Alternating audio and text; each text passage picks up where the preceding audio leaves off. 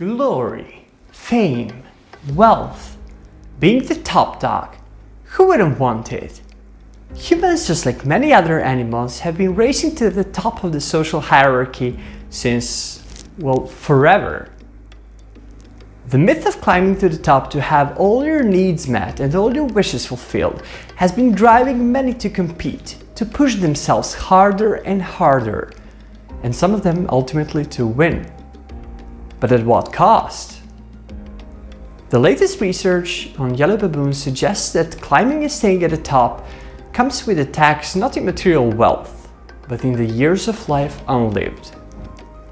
Our story takes us to Amboseli National Park in Kenya, where a few baboons have paid the ultimate price for the view from the top.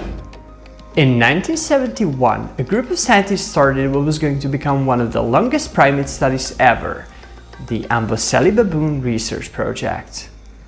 They're studying how social and biological factors are affecting the way yellow baboons behave as they grow up.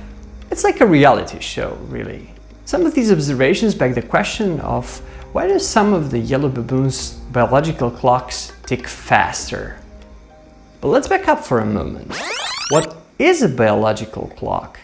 As we age, our DNA accumulates epigenetic modifications. One of these is methylation, where a methyl group tag is added on top of a part of a DNA to prevent it from being expressed.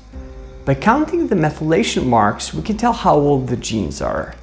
This method is known as epigenetic clock. Now, you would have thought that the genes are probably as old as the baboon is, but sometimes these ages don't really match up. What could possibly be the cause of this discrepancy? I think we can all agree that stress is kinda sus. But stress comes in different forms and from different sources. So what is the main driving factor of stress causing accelerated aging in yellow baboons? The scientists first needed to make sure that these epigenetic clocks were working properly in estimating chronological ages of the baboons. They split the subjects into the male and female ones, knowing that they go into different developmental processes. The epigenetic clocks were really good at estimating the male baboon's chronological age, but not that good for the female ones. Then the scientists proceeded by only analyzing the male subject data. They wanted to determine what sources of stress were the most relevant ones for the accelerated aging in baboons, so they listed a couple of potential factors that could contribute. In their studies of stress cause factors, their go-to were characteristics associated with a shorter lifespan. If something is tied to dying earlier, maybe it is also tied to accelerated aging. The first cause they studied was tough childhood. In previous studies in primates and humans, it was shown that tough childhood can make kids develop faster. The team made a composite score that took into account several factors: early life drought, younger competing sibling, lower maternal social status, maternal loss, and high population density. Yet, it showed no effect. The second stress cause they considered was male social bonding. Having your buddies watch your back should make you feel safer. However, this was just another dead end. The third factor they considered was BMI, body mass index. It is known that body mass index correlates really well with the lean muscle mass in yellow baboons, meaning the more massive a baboon is, the stronger he physically is. This has shown very little correlation with the accelerated aging. The fourth factor they considered was dominance rank.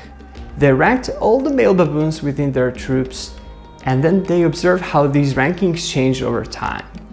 What they noticed there was not only that the baboons were aging faster in the top positions, but also when a top baboon is forcefully retired by a younger baboon, he starts aging at a slower natural pace. The scientists went a step further.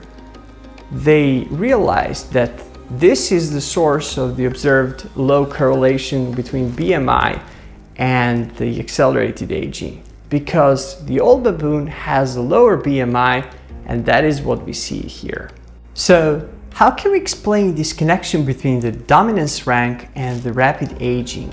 In a yellow baboon society, being the dominant male means having better access to females and resources.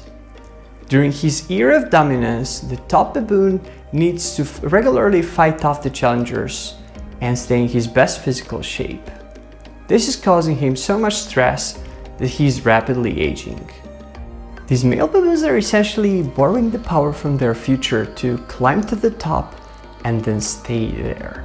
We humans are not very different from them.